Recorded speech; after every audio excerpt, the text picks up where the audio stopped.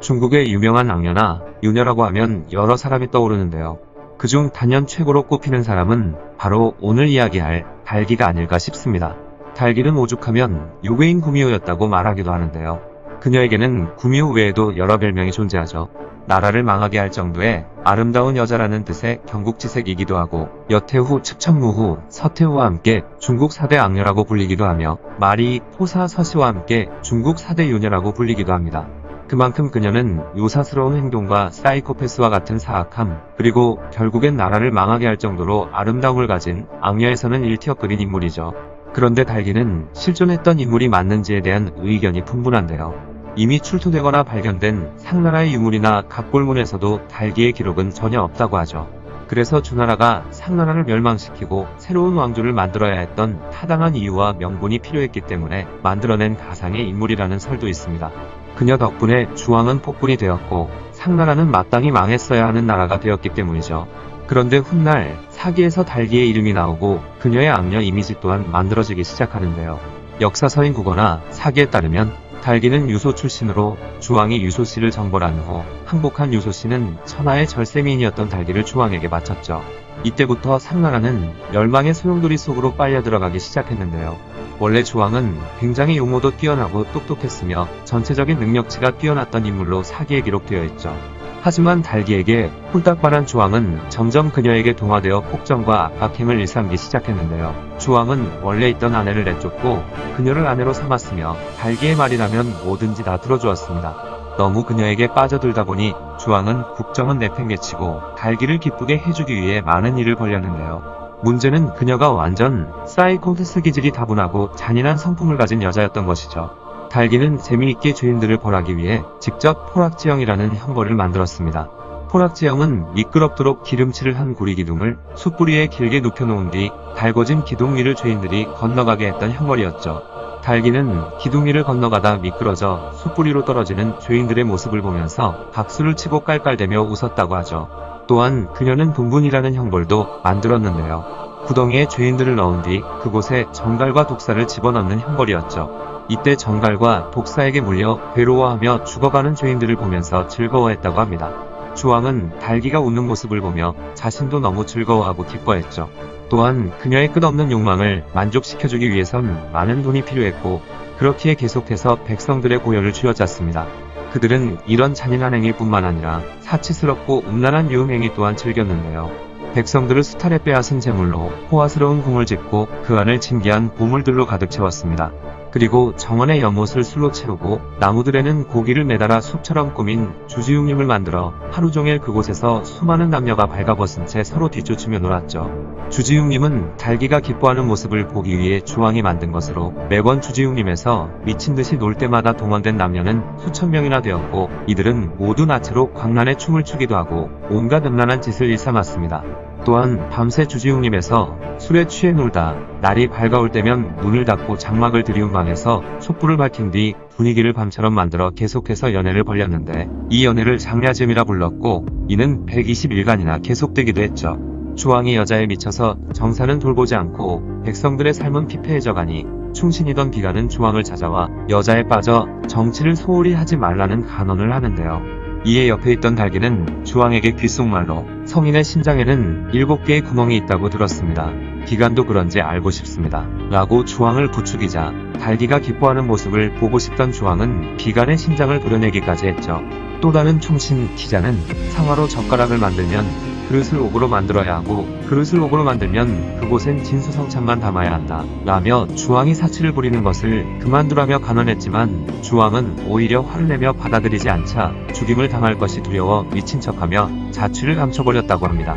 그렇게 주왕과 달기의 폭정은 극에 달했고, 이로 인해 상나라의 공력은 날이 가면 갈수록 쇠퇴를 거듭하자 결국 주나라의 무왕이 제후들을 규합해 상나라로 공격해 들어오기에 이르렀죠.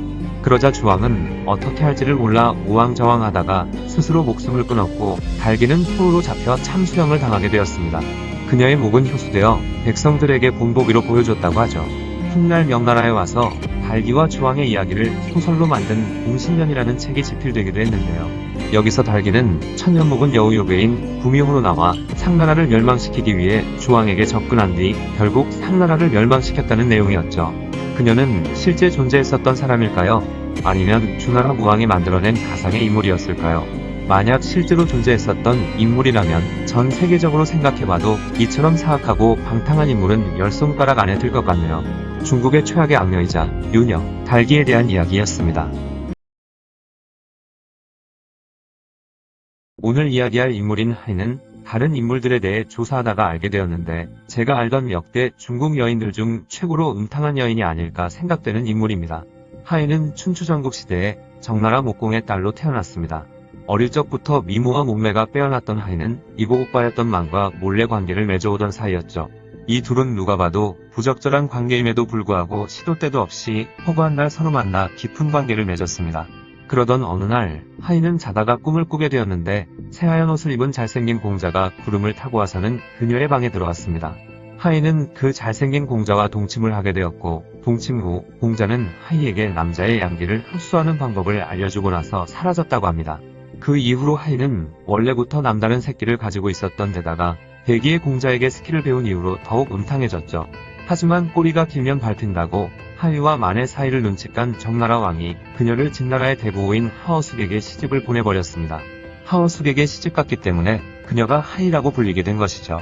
하어숙은 진나라에서 이름난 부자였는데 하이가 천하에 둘도 없는 미인이라는 소문을 듣고 정나라에 막대한 뇌물을 뿌려서 그녀를 아내로 맞이했던 것입니다. 하어숙이 그녀를 보자마자 천금에 아깝지 않은 여인이로다 라고 했다고 하죠. 진나라 사람들은 하이를 보고 그녀의 아름다운 미모에 넋을 잃힐 수였는데 하이가 눈웃음을 한 번 치면 10사람이 넋을 잃어버리고 눈웃음을 2번 치면 100사람이 상사병을 앓는다 라는 소문이 돌 정도였다고 합니다. 하어숙 역시 하이를 보고 완전 눈이 돌아가서 모든 벼슬을 내려놓고 하이와 집에 들어앉아 밤낮 없이 껴안고 뒹굴기 시작했죠. 근 7년 동안 하루가 멀다 하고 사랑을 나누었으니 하어숙 또한 기진맥진하게 되어 이른 나이에 세상을 떠나버리게 됩니다. 그녀는 하어숙과의 사이에서 하징서라는 아들을 낳았지만 하징서가 12세가 되던 해에 남편을 잃고 일찍 과부가 되었죠. 하어숙이 세상을 떠나자 진나라 대신이던 공영이 하이를 어떻게 해보려고 벼르고 있었습니다. 공영은 하이의 시녀에게 엄청난 뇌물을 줘서 자신의 뜻을 하이에게 전했고 그동안 몸이 달아있던 하이는 기다렸다는 듯이 공영을 집으로 불러들여 하룻밤 동안 몇 번이나 관계를 맺었죠. 공영은 날이 밝아오자 하이의 속옷을 훔쳐 집으로 돌아왔습니다. 그러고는 그 속옷이 하이의 것이라며 의행부에게 자랑했죠. 하이에게 마음이 있던 의행부가 그 이야기를 듣고 눈이 뒤집혔습니다. 곧바로 하이가 있는 곳으로 달려가서 공영이 했던 것과 똑같이 시녀에게 뇌물을 써 마침내 하이를 만나게 되었죠. 의행부는 원래부터 기골이 장대하고 코가 컸으며 강력한 정력을 가졌다는 소문이 진나라에서 파다하게 돌고 있었기 때문에 그 소문을 들었던 하이도 의행부를 마음에 들어 했었습니다. 둘은 기다렸다는 듯이 달려들어 서로 깊은 관계를 맺었죠. 둘의 불타는 관계가 끝나고 나서 의행부는 하이의 저고리를 들고 나와 공영에게 자랑했습니다. 의행부의 말을 듣고 열받은 공영은 진나라 왕이었던 진영공을 찾아가 우리 진나라에 천하에서 2번째가라면 서러운 절세계 여인이 있다 라며 하이를 청거했죠. 그 이야기를 들은 진영공 역시 하이에게 관심이 갔고 그날 밤 하이의 처소에 가서 함께 뜨거운 밤을 보냈습니다. 하이와의 잠자리가 너무나도 마음에 들었던 진영공은 그 이후로 매일 밤 하이를 찾게 되었죠. 하이는 진영공에게 이제 저는 전하의 여자가 되었으니 공영과 의행부와는 관계하지 않겠습니다 라며 속적삼을 벗어서 진영공에게 줬습니다. 진영공은 다음날 궁에서 공영과 의행부를 만났는데 속적삼을 꺼내 자랑질하며 국가 정사를 논하는 자리에서 3명은 하이에 대한 이야기와 음담패설을 늘어놓게 되었죠. 서로 자신들이 받은 하이의 정표를 자랑하다 진영공은 이럴 게 아니라 우리 셋이 하이에게 가서 한 사람을 고르라 해보자 라고 제안했습니다. 그리고는 진영공과 공영 의행부는 함께 하이의 처소로 가서 술도 먹고 온갖 추악한 수다를 떨다가 넷이서 다같이 한데 어우러져 관계를 맺기에 이르렀죠. 이러한 골 때리는 일은 세 사람이 공공연히 어전에서 떠드는 바람에 이 이야기를 들은 충신설야는 진영공에게 여자에 미쳐서 정사를 제대로 돌보지 않으니 그러지 말라고 간언 공격을 쏟아부었고 공영과 의행부에게도 온갖 욕을 해댔죠. 그러자 진영공은 설야 눈치를 보다 매일 찾던 하이의 집에 가지를 못했습니다. 하이를 너무 보고 싶었던 진영공은 공영과 의행부에게 설야 무서워서 하이도 못 보고 어떡하냐 라고 물으니 설야에게 원한이 있던 둘은 그를 죽이라고 했죠. 진영공은 그들의 말에 그건 너무 심하고 너네 둘이 알아서 하는데 단 내가 하이를 만날 수 있게만 해달라고 했습니다. 그러자 공영과 의행부는 결국 자객을 보내 설야를 암살해버렸죠. 그런데 훗날 더 큰 문제가 될 불씨는 다른 곳에서 피어오르고 있었습니다. 하이의 아들 하징선은 어머니가 여러 남자들과 부적절한 관계를 맺고 있다는 걸 들어 알고 있었죠. 그런 그를 진나라 백성들은 손가락질하며 비난을 일삼았습니다. 그러던 어느 날 문제가 일어나게 되었죠. 진영공과 공영, 의행부는 하이와 다같이 관계를 즐긴 후에 잡담을 늘어놓게 되었는데 하이의 아들인 하징서의 외모가 하어숙을 닮지 않고 진영공을 닮았네, 공영과 의행부를 닮았네 하며 낄낄대고 있었죠. 하징서는 이 말을 듣고 나서 인내심이라는 끈이 뚝 하고 끊어졌습니다. 그리고는 자신을 욕되게 한 진영공을 죽여버리게 되었죠. 이 일에 깜짝 놀란 공영과 의행부는 그 길로 달아나 초나라 장왕에게로 도망갔습니다. 그리고 난 후 하징서는 스스로 왕이 되었죠. 당시 진나라는 초나라의 조공을 바치고 있었습니다. 공영과 의행부는 초장왕에게 하징서가 반역을 저질렀으니 도와달라고 이야기했고, 초나라 장왕은 진나라의 대군을 이끌고 가서 하징서를 처단하고 이 하징서 반역 사건을 실패로 마무리 지어버렸습니다. 그리고 돌아오는 길에 이 모든 일의 원흉이 된 하이를 초나라로 끌고 갔죠. 그렇게 끌려간 하이는 초장왕 앞에 무릎을 꿇고 있었는데 그런 그녀를 보고 한눈에 반해버린 장왕은 그녀를 첩으로 삼으려 했습니다. 그러자 그의 아들 측이 하이를 자신에게 달라며 아버지인 장왕과 다투기도 했죠. 그런 개판인 모습을 지켜보던 초나라 충신인 굴무는 초장왕에게 하이를 취한 여러 인물들이 죽거나 끝이 안 좋았으니 그녀를 이름 없는 장수에게 시집을 보내야지 이 사태가 해결됩니다. 라고 간언을 했습니다. 그러자 초장왕은 과연 그러하다며 굴무의 말을 따라 다른 신하 중 아내를 잃은 양로에게 그녀를 하사했죠. 하지만 얼마 안가 초나라는 진나라와 전쟁이 벌어지게 되었고 양로는 전쟁터로 출정하게 되었습니다. 오랫동안 전쟁으로 양로가 돌아오지 않자 하이는 끓어오르는 욕망을 주체하지 못하고 양로의 아들인 흡교와 간통을 하게 되었죠. 그 후에 양로는 전쟁 중 전사하게 되었는데 흡교는 하이와 떨어지기 싫다는 이유로 아버지인 양로의 시신도 찾으러 가지 않았고 초나라 사람들은 흡교를 필요하라고 손가락질했었죠. 그러던 어느 날 어처구니 없는 일이 벌어집니다. 초장왕이 하이를 첩으로 삼겠다는 말을 그렇게 반대하던 굴무가 밤중에 하이 집에 몰래 찾아가더니 그녀와 사랑을 나눈 후 둘이 몰래 진나라로 야반도주하는 사건이 일어난 것이죠. 애초에 굴무는 하이를 자신이 취하려고 초장왕의 극렬히 반대한 것이었습니다. 이 소식을 들은 초장왕은 엄청나게 격분하며 굴무의 가족들을 모조리 죽여버리는 일이 벌어졌습니다. 굴무는 가족들이 모조리 사형당한 소식을 듣고 이 사태에 대해서 반드시 복수하겠다라는 다짐을 했죠. 하지만 굴무 역시 동료였던 란서 부부와 4명이서 한 침대에서 뒹굴다가 그 사실이 알려져 처형되고 말았고 그 이후로 하이의 행방은 묘연해졌습니다. 어떻게 살아갔는지 어떻게 사망했는지도 전혀 알려지지 않았죠. 하이는 그렇게 남자의 양기를 흡수해서 그런지 나이가 들어도 피부도 탱탱하고 굉장히 아름다웠다고 합니다. 물론 그녀의 상대 남자는 얼마 가지 않아 비쩍 말라서 사망했다고 하죠. 자신과 관계하던 남자들은 모두 끝이 안 좋았던 만큼 굉장히 유사스러운 여인이었을 것 같네요. 그리고 여담으로 공영과 의행부의 최후도 아주 불행했습니다. 공영은 밤마다 하징서가 꿈에서 나와 그를 괴롭혔는데 그는 하징서 귀신에 시달리다가 연못에 뛰어들어 세상을 떠났고 의행부 역시 밤마다 귀신들이 나타나 엄청 괴롭힘당하다 결국 미치광이가 되어 돌아다니다 갑자기 이상한 병에 걸려 사망하게 되었죠. 중국 역사상 베스트 오브 베스트 음탕녀 하이에 대한 이야기였습니다. 나라를 망치게 한 아름다운 여자를 경국지색의 미인이라고 하죠. 오늘 이야기할 포사도 이 경국지색의 한 명입니다. 기원전 770년경 주나라 유왕의 왕후로 주나라 멸망의 원흉이 되었던 인물이죠. 하지만 포사는 실존 인물이라 하기에는 좀 애매한 인물입니다. 태어난 날과 죽은 날도 알 수가 없고 그녀의 출생 또한 알에서 태어나는 여러 신화나 전설같이 굉장히 허무맹랑 그 자체입니다. 근데 이 일이 역사서인 사마천의 사기에 기록되어 있기는 합니다. 그리고 포사에 태어난 전설에 대한 기록을 보면 하나라 말에 2마리 용이 왕궁에 나타났는데 그 용들은 스스로를 우리는 포나라의 두 임금이다 라고 하며 국내에 침을 뱉어놓고 사라집니다. 점을 쳐보니 용의 침을 잘 보관하면 길한다는 점괘가 나와서 그것을 나무 상자에 보관했습니다. 시간이 지나 주나라 여왕 때에 이르러 그 상자를 열었는데 그 침이 갑자기 검정색 도마뱀으로 변하여 국내를 돌아다니다가 한 어린 궁녀의 몸속에 들어가 잉태되었고 40년 동안 잉태되어 있다가 여자아이를 한 명 낳게 되었죠. 그 검정 도마뱀을 잉태한 공녀는 아무래도 좀 불길했는지 이 여자아이를 아기 요람에 넣어 강물에 버려버렸습니다. 그 무렵 주나라의 수도인 호경에서는 이상한 노래가 아이들 사이에서 유행했는데 그 내용은 뽕나무로 만든 활과 가는 풀로 만든 화살통이 주나라를 망하게 할 것이다 라는 것이었습니다. 그 이야기를 들은 주나라 왕은 뽕나무 활과 가는 풀로 만든 화살통을 만들지 말라고 엄금했는데 호나라 상골에 살던 한 부부가 그 이야기를 듣지 못했고 그 금지한 재료들로 활과 화살통을 만들었죠. 그 부부는 만든 활과 화살통을 팔러 주나라로 왔다가 잡혀서 부인은 참수당하고 남편은 간신히 도망치게 되었는데 도망치는 도중에 강에 빠져있던 아기가 담겨있는 요람을 한 무리 새들이 물어서 무트로 건져 올리는 것을 보았고 그 남편은 그 아이를 데려가 키우게 되었습니다. 그 아이는 훗날 주나라 유왕에게 바쳐지게 되었고 호나라에서 왔다고 하여 이름을 포사라고 불려지게 된 것이죠. 유왕은 너무나도 아름다웠던 포사에게 홀딱 반해버렸습니다. 원래 유왕에게는 신우의 딸이었던 왕비가 있었고 그녀에게서 태어난 의구를 태자에 앉혀놓았었는데 포사에게 맛이 간 나머지 왕비와 태자 의구를 폐위시키고 포사를 왕후로 그녀와 낳은 백복을 태자로 삼아버립니다. 쫓겨난 왕비는 자신의 친정아버지였던 신우에게 아들 의구와 함께 갔는데 열받은 신우는 반역을 준비하기에 이르죠.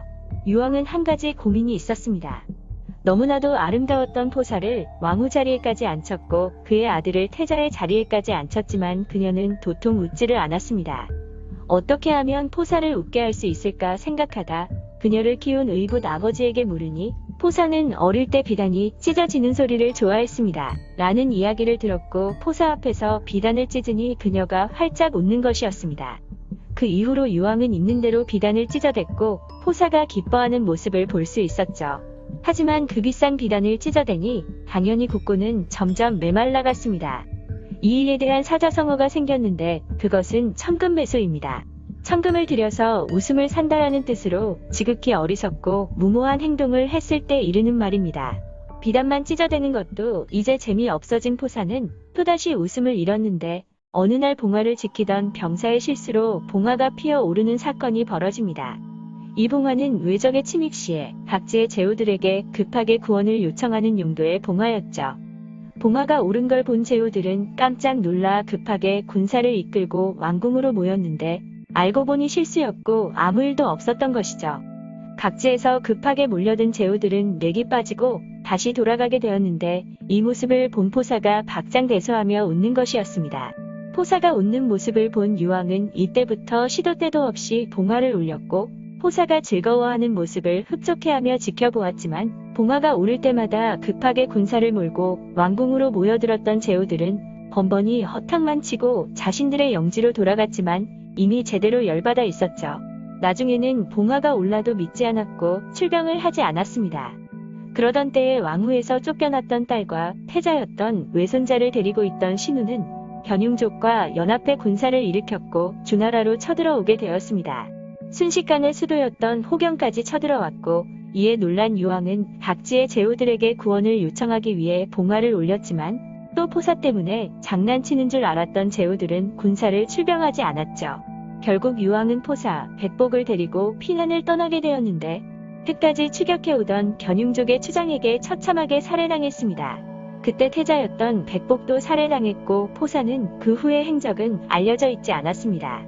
단지 여러 가지 설만 존재하는데 견융족의 추장에게 강간을 당하고 목을 매 자살했다는 설, 견융족 추장이 포사의 미모를 보고 반해 아내를 삼으려 했지만 포사는 저런 사람의 아내는 절대 될 수 없다며 자살했다는 설, 포로로 잡힌 포사가 견융족의 추장과 잠자리를 가지며 그를 복상사시키고 유유히 사라졌다는 설, 신우가 유왕을 붙잡아 포사를 기방에 넘기면 살려주겠다고 하여 유왕이 목숨을 보전하고자 포사를 기방에 팔려가게 만들었다는 설 등 그녀의 전설처럼 내려오는 이후의 행적이 많지만 실제로 그녀의 죽음은 불분명합니다. 중국의 경국지색으로 일컬어지는 달기나 서신은 나라가 망하기까지 온갖 악행을 스스로 하거나 왕에게 요구했던 못된 여자들이었지만 포사는 유왕이 포사의 마음을 얻기 위해 스스로 비단을 찢어서 국고를 낭비하거나 허구한 날 봉화를 울리는 등 유왕 혼자 어처구니 없는 짓을 저지른 것을 보면 달기와 서시와는 좀 다르긴 합니다. 하지만 왕이 완벽하게 빠져들어 스스로 나라를 망치게 한 것을 보면 더 위험하고 무서운 경국지색인 것 같아 보이네요. 역사는 승자에 의해 쓰여지는 기록이라서 훗날 권력자들의 명분을 얻기 위해 만들어진 인물일 수도 있고 실존 인물이었는가에 대해서는 의문점이 많은 인물이지만 중국 경국지색하면 무조건 입에 오르내리는 포사에 대한 이야기였습니다. 재미있게 보셨으면 구독과 좋아요 꼭 눌러주시고 댓글도 부탁드려요.